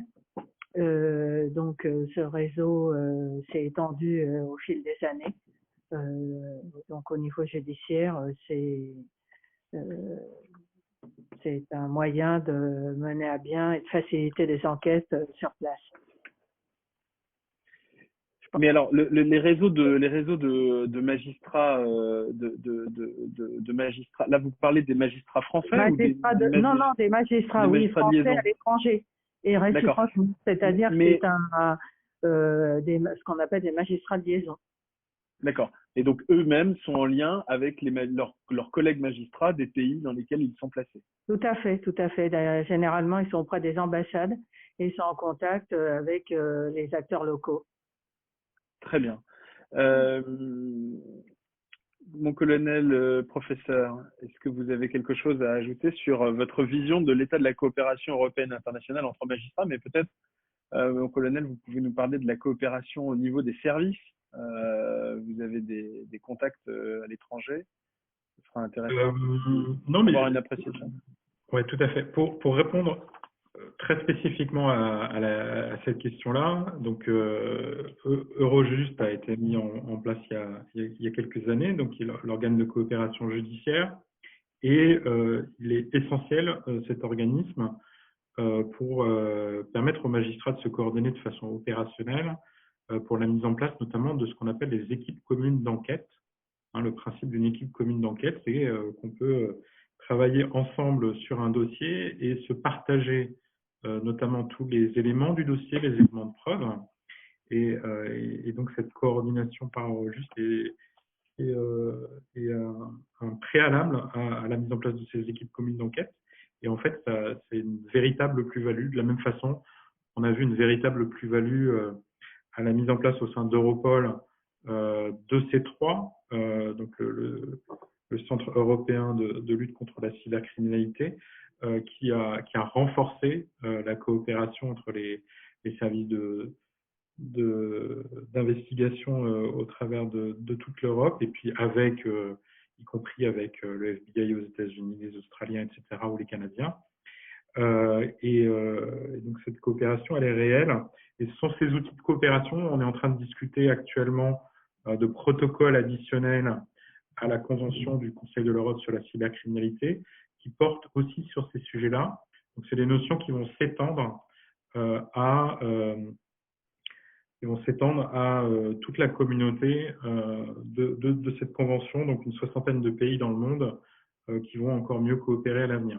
Donc on sait que ça marche, c'est indispensable pour que la qualité juridique des preuves qu'on collecte dans le cadre de ces enquêtes soit validée, et c'est en train de se développer de plus en plus.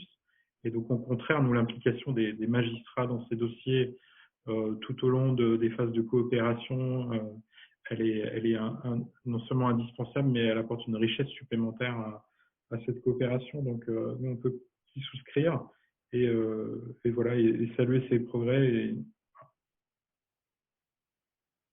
Merci beaucoup. Professeur, vous avez peut-être un mot à dire? Deux mots, parce qu'effectivement, je ne suis qu'un observateur et je parle sous le contrôle du colonel Fraissinet et de Madame l'avocate générale, Madame Kemener. Il me semble qu'au plan opérationnel, effectivement, la coopération aussi bien policière que judiciaire marche assez bien, mais il me semble que les textes qui existent en droit international et en droit européen, en droit de l'Union européenne, sont aujourd'hui assez anciens, et qu'il serait intéressant que de nouvelles bases juridiques pour cette coopération soient mises en place, parce que la Convention du Conseil de l'Europe date de 2001, elle est aujourd'hui relativement ancienne, et évidemment besoin d'instruments, j'allais dire, de coopération judiciaire et policière adaptés, notamment des instruments, j'allais dire, de cybercoopération pénale, avec des outils qui sont propres à la cybercriminalité. Et il n'existe pas de base juridique pour cela. Or, si on avait un cadre juridique qui autorisait ces actes de coopération transfrontière, ça, je pense, ça faciliterait davantage encore la coopération. Mais je parle un peu sous le contrôle. Et je crois qu'on a quand même du mal à élaborer ces outils au plan international. L'ONU est très lente dans l'édiction de ces nouveaux instruments. Alors, est-ce que c'est lié au fait qu'en matière de cyberdélinquance, cybercriminalité, il y a aussi des questions de cyberdéfense qui sont complexes? Est-ce que c'est lié au fait que parfois, certains États participent aussi indirectement à cette cybercriminalité qui pose problème? Bon, je m'interroge sur les lenteurs du développement des outils en termes normatifs, je veux dire, en termes de normes du droit international.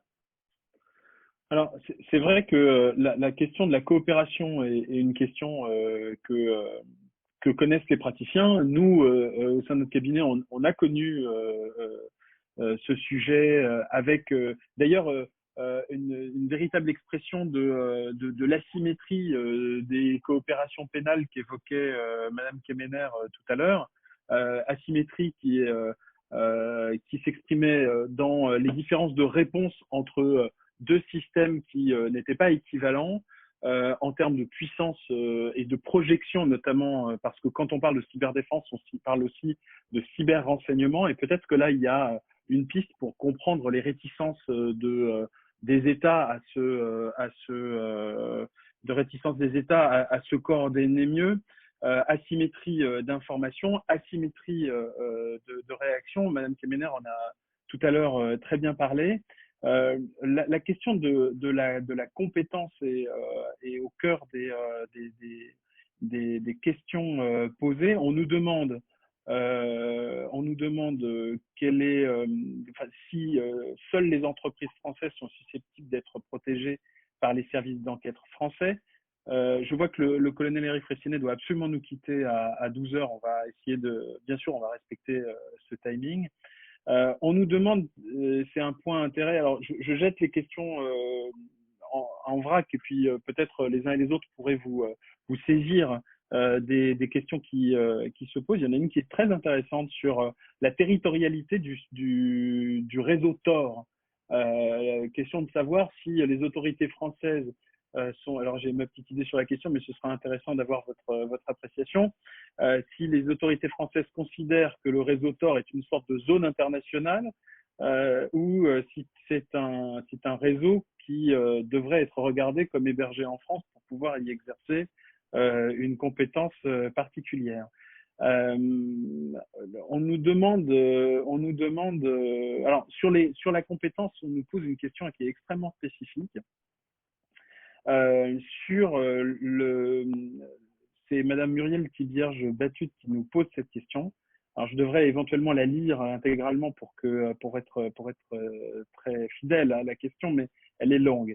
Ce que nous dit Madame Thibierge-Batut, c'est que les compétences et les moyens sont souvent des compétences supérieures quand ils sont exercés par des sociétés privées étrangères qui alertent les responsables de sécurité des systèmes d'information des grands groupes français de l'existence d'une fuite. Et donc la question qu'elle pose sur les questions de coopération, c'est de savoir s'il ne faudrait pas que la diplomatie numérique s'exerce plus au niveau des entreprises.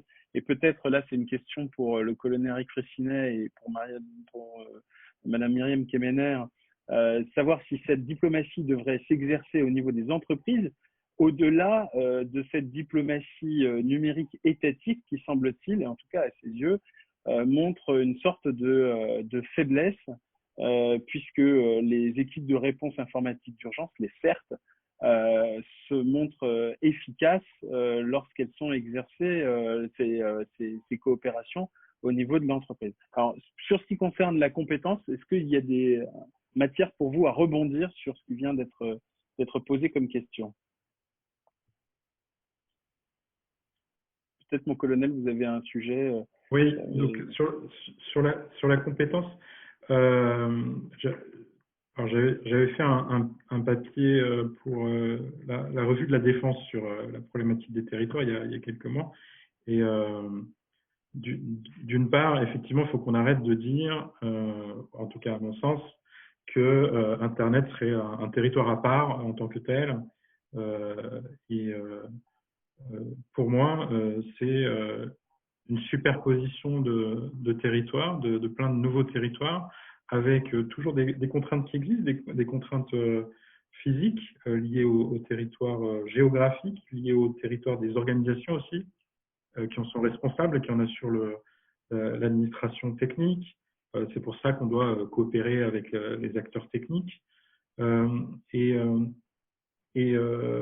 revanche, du point de vue juridique, judiciaire, on n'a aucune difficulté aujourd'hui, en l'état du droit français, à investiguer lorsque une entreprise ou un particulier en France est victime. Hein. On peut évidemment se trouver compétent. Si la France est ciblée par une attaque qui provient de l'étranger, si des Français commettent un certain nombre de crimes et de délits sur Internet, y compris à l'étranger en matière d'atteinte aux mineurs, par exemple. Donc, non, il n'y a pas de difficulté à aborder ces questions territoriales. Évidemment, à chaque fois, il faut adopter les bonnes questions juridictionnelles et de compétences territoriales. Là où on a des difficultés, c'est à déterminer parfois quelle est la juridiction qui est compétente. Et ça a été en partie résolu par la compétence concurrente de la juridiction parisienne en matière d'atteinte au système de traitement automatisé de données, qui permet d'avoir toujours une juridiction compétente. Mais voilà, donc pour moi, il n'y a pas de difficulté, y compris pour Tor. C'est pas un espace, il n'y a pas de différence entre Tor et le reste d'Internet en termes de territorialité, peu importe où se trouvent les serveurs. S'il y a des impacts en France ou s'il y a des aspects des infractions qui sont commis en France, on est compétent, on peut enquêter dessus. Toujours sur les aspects de coopération, peut-être pour le professeur Pascal Beauvais, on nous demande si un outil comme le parquet européen serait utile à vos yeux pour permettre de répondre au sujet d'une cyberattaque. Alors, en théorie, oui. Seulement aujourd'hui, le parquet européen a un domaine de compétences qui est très limité, puisque c'est la lutte contre la fraude aux intérêts financiers de l'Union européenne.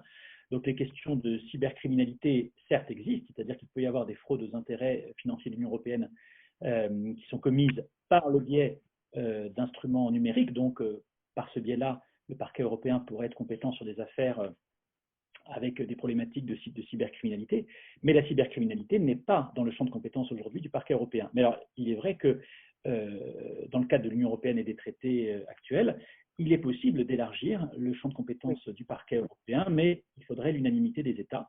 Et je pense que potentiellement, ce serait un très bon instrument, parce que le parquet européen, disons, c'est Eurojust, mais de manière encore plus intégrée, avec une capacité d'action du ministère public dans toute l'Union européenne qui est renforcée à travers notamment des procureurs européens délégués qui sont dans tous les États et qui coopèrent ensemble. Donc ce serait, je pense, une bonne idée effectivement d'élargir la compétence du parquet européen aux questions de cybercriminalité qui ont besoin, plus que dans tout autre domaine, de coopération. Oui. Oui, c'est effectivement aussi une question pour vous, Myriam Kemener. Allez-y. Vous m'entendez là? Oui, on vous entend. Oui, oui, parce que la caméra est coupée. Mais je vous rejoins tout à fait, professeur. Je pense qu'il y aura des évolutions en ce sens. Je voulais signaler aussi que, bon, bien sûr, il y a la compétence parisienne concernant les atteintes au système, comme ça vient d'être appelé, et ce qu'on appelle maintenant la JUNALCO, la juridiction nationale en matière de grande criminalité.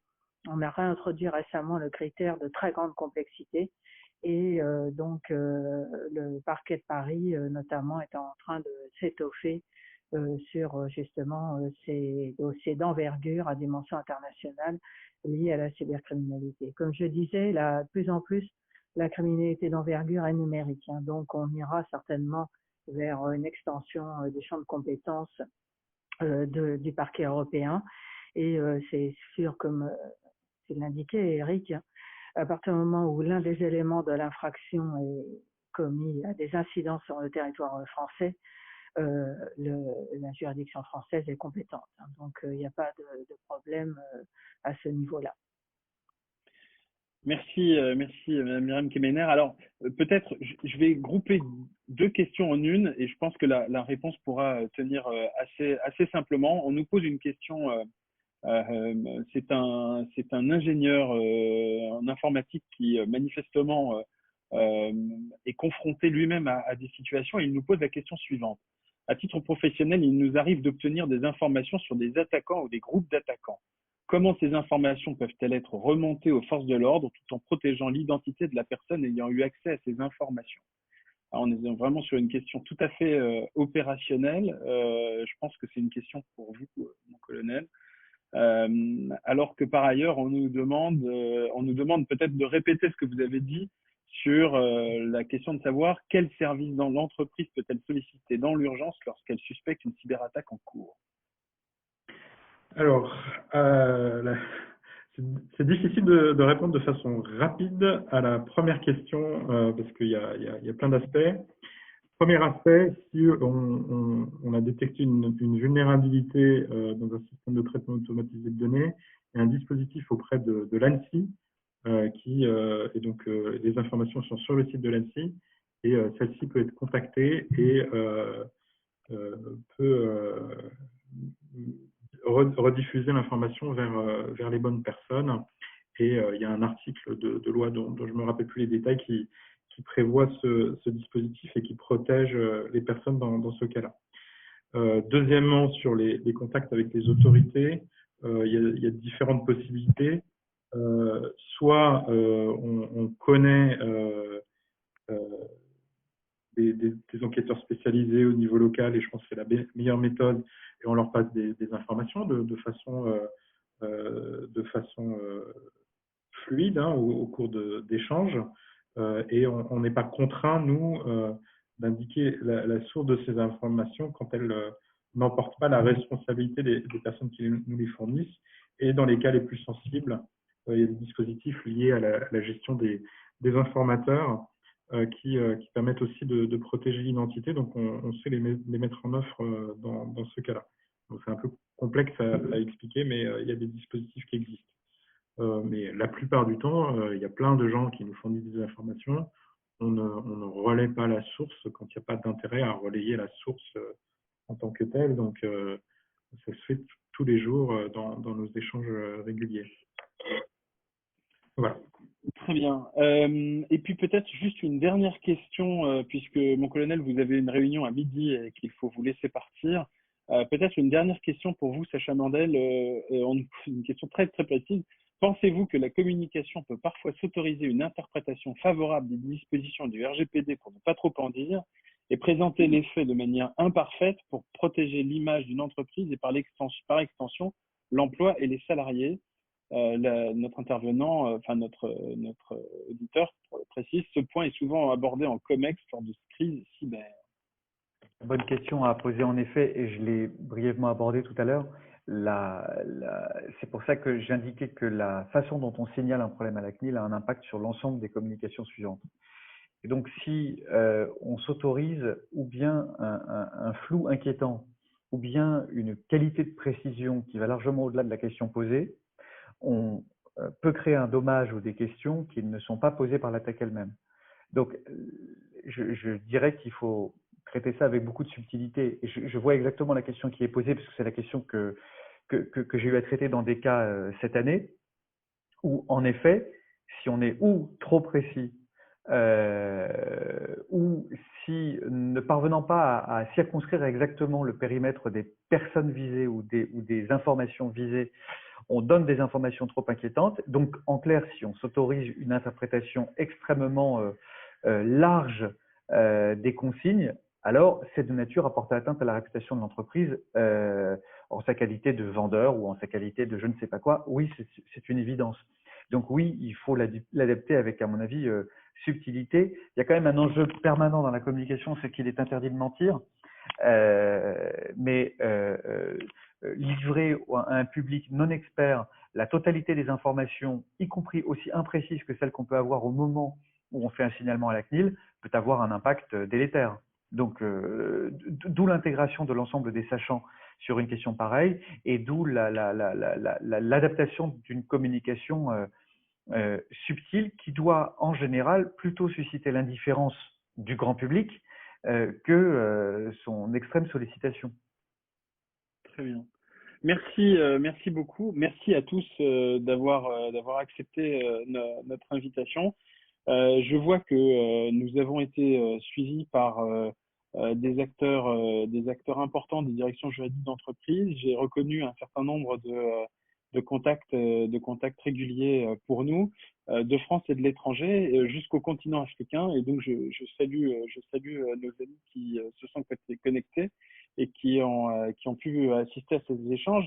Je voudrais vous remercier chacun et chacune d'entre vous pour nous avoir suivis. Je crois qu'il est temps de retourner à nos activités plus habituelles. Nos échanges et vos présentations, madame et messieurs, étaient vraiment passionnantes et je vous remercie d'avoir accepté d'y contribuer.